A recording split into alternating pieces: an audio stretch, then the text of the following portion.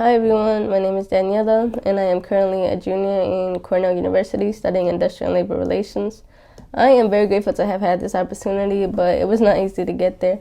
I think the hardest part was actually believing that I can do it because of the various barriers though. But those barriers don't make me a victim, and I tell this story to inspire people not to give up. God has a plan for everyone, and I am very blessed to see His works through me. To start, I was born in Mexico, but my parents and I migrated when I was 3 years old to Delaware. I started kindergarten in a school where classes were bilingual, so they were taught in English and Spanish because I did not know the English language yet. And then in third grade, I was transferred to a school where it was only in English. I don't recall struggling since I was so young and it was easy to absorb the new language. Fortunately, since I was a kid, I always liked school. I remember teacher conferences in first or second grade where my mom asked the teacher what she could do to help me with my homework. The teacher said that I did not need any help, for which my mom was relieved since she wasn't really sure how to help. My mom has had the highest education level between my parents. In Mexico, she finished her education up until 8th grade, and my father didn't even get past elementary school. They were also not fluent in English, therefore I did not receive help with my homework, but I'm glad that it wasn't really needed, for the most part. Nonetheless, they always encouraged me to take advantage of the educational opportunities so that I did not struggle as much in the kinds of jobs that they had as blue-collar workers. I was used to the men in my family working construction and agriculture, usually picking mushrooms in Pennsylvania's mushroom houses, and the women were usually doing cleaning jobs or working at restaurants like McDonald's. So struggles like low wages, plus wage theft on top of that, inconsistent hours, and unpleasant working conditions were things that they just didn't want for me. So they were always supportive in the ways that they could be in my journey towards higher education, and I can't thank them enough for that. But because of all of this, college was always a goal that I aimed for.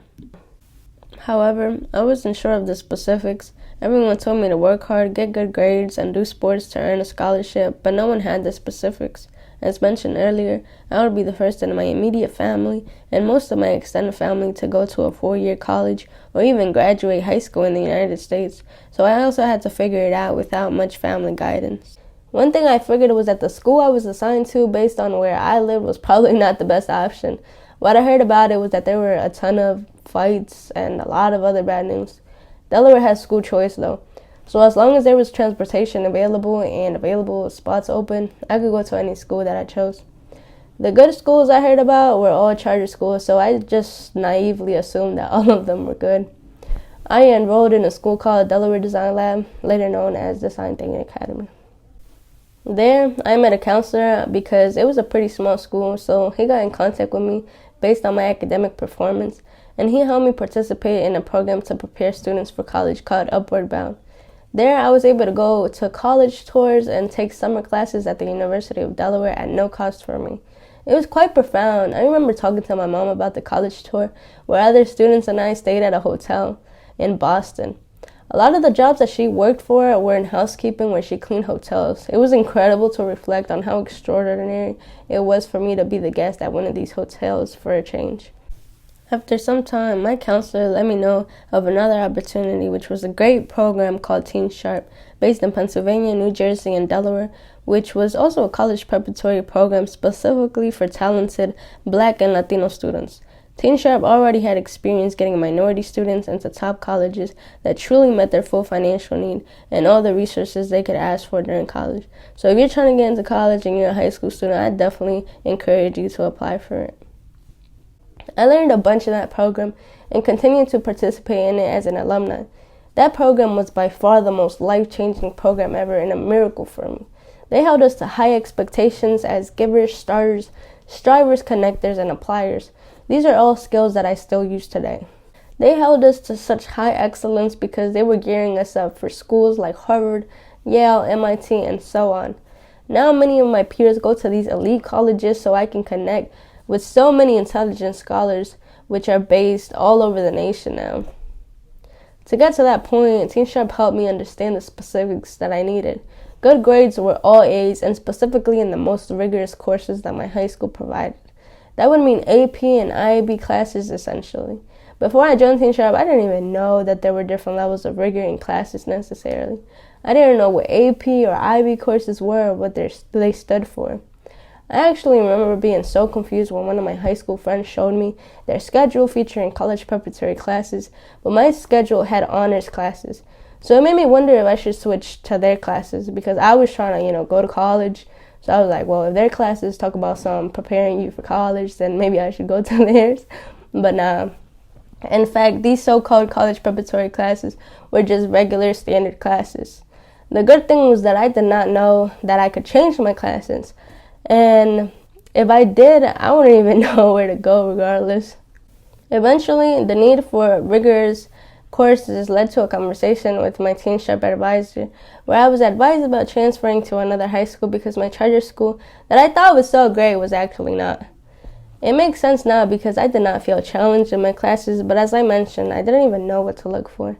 Fortunately, circumstances aligned for me and my family, as we had another car, and I did join another public high school 30 minutes away from my home with more opportunities for me like TeenSHARP wanted.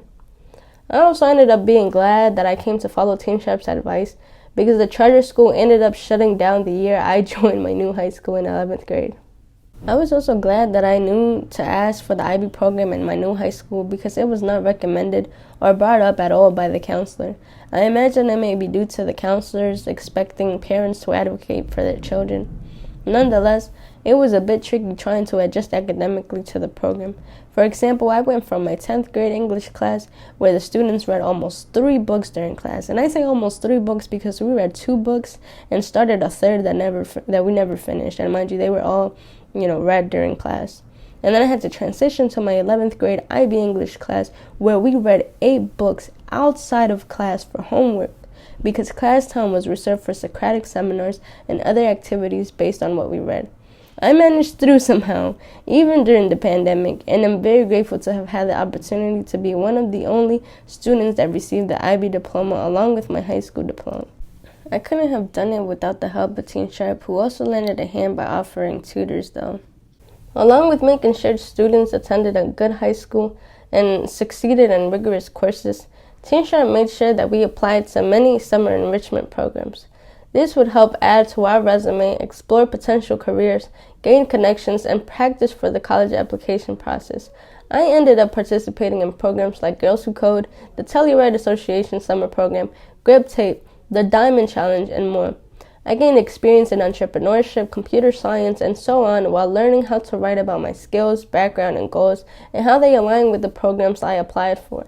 These were all essential in a college application, and honestly, I still use them as I'm applying to internships, and then I know they will be useful later on when I apply to job applications.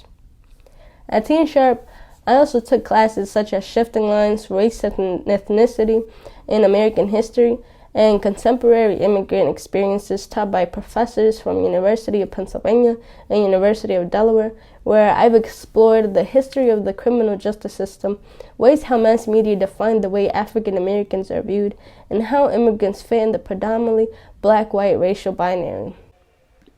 These classes shaped the way I thought about my contributions in society as a Mexican immigrant. They gave me a bigger sense of purpose at the time. I started telling my story during protests and immigration events to bring awareness. I also created the Minorities Go to College Club at my high school with one of my friends because I couldn't stand the thought of a student like me with so much potential just wasting it because of not knowing. My passion towards helping my community inevitably made me choose industrial and labor relations as my college major, since I wanted to look into ways that hardworking people like my family could ensure that their rights were protected. We also had speakers come in and talk to us. We heard from leaders that shared our struggles, but which had already made it in their careers, from lawyers to politicians. This only inspired us even more. Of course, we also had to learn about different colleges and the application process. TeenSHARP's mission is to send scholars to top colleges that provide us with as much financial aid and resources as possible. They did not focus on small scholarships, but large ones, most which come primarily from the aid of certain colleges. These tended to be elite colleges like the Ivy League and select liberal arts colleges like Swarthmore, Princeton, and Pomona. And by the way, they also have high graduation rates. So it says a lot about a college when they're actually graduating their students. They taught us at TeenSHARP why it was the case that, these colleges were offering us, our full financial need, or like offering basically full scholarships to those that are low income like me, teaching us about terms like the EFC, or the expected family contribution, and how that number contributes to a college's aid. TeenSHARP also brought in alumni from the program that were already in these colleges to answer some of our questions and prove that it was possible to go to a college on a full ride and debt-free. We also heard from college admissions themselves, sometimes through in-person college visits, and a lot of times through virtual visits. We also definitely took advantage of fly-in programs, which are highly competitive visitation programs. At the time, they were all virtual due to the pandemic. And of course, TeenSHARP guided us through the application process during a pandemic.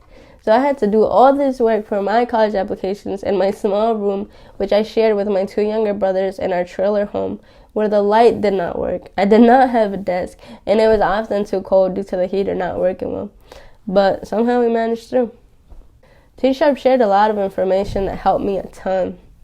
They let us know about test option schools that made it optional for students to submit SAT or ACT scores, ways that the financial aid policies worked for different immigrant students, and they let us know of different application periods, including early decision, early action, regular decision, and what would be the most strategic.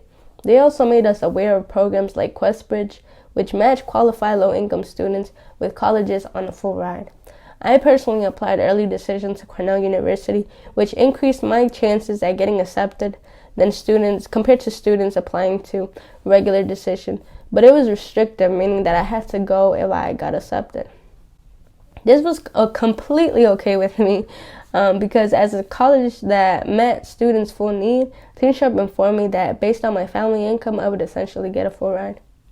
That has played true ever since for the past 3 years here, and I am eternally grateful for it. It's funny because at the time, my parents just didn't really want me to go off to Cornell University over there in New York, a few hours away from where we lived. And I definitely, I'm probably going to understand that later on with that, when I have kids, hopefully. I think it's just something about Latinos and Mexicans that just don't want to have our kids, going off so far away. But I think now that they're seeing it pay off, University of Delaware couldn't have given me the aid that Cornell University can. Now they're seeing, a full ride, and that includes, housing, full meals, and even like being able to go to programs like Cornell in Washington, which is a semester in Washington, D.C., and the aid comes with me. So I don't have to worry about it. And so just seeing these different things has been just like wonderful. And now they're like, okay, well, now I understand. They still miss me and don't want me to go so far every time that I come for a break. They don't want to see me go, but hey, it's the sacrifices we gotta make. There is a ton more that I am missing from what TeenSHARP taught me, but this kind of gets the gist.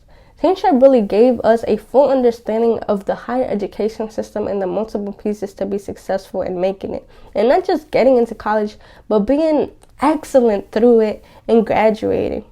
This helped me a lot as I was navigating in essentially what felt like paving my own path. Now I'm here, 3rd year in college. I left out some struggles that I'm keeping private, but they challenged me then and continue to challenge me now. However, we can't just let these challenges deteriorate us, regardless of how big or small or impossible they seem to get through. I am taking advantage of the opportunities I have and taking control of the things that I can control. There's always going to be challenges and things we can't control. And yeah, a lot of the times things may not be fair, but I know for sure, no matter the circumstances, if there is a will, there is a way. Other people may have it worse than I did, but I invite them and everyone to keep their head up and keep pushing. We gotta put up a good fight before even thinking about giving up. God has a plan for everyone, including you. God bless you all.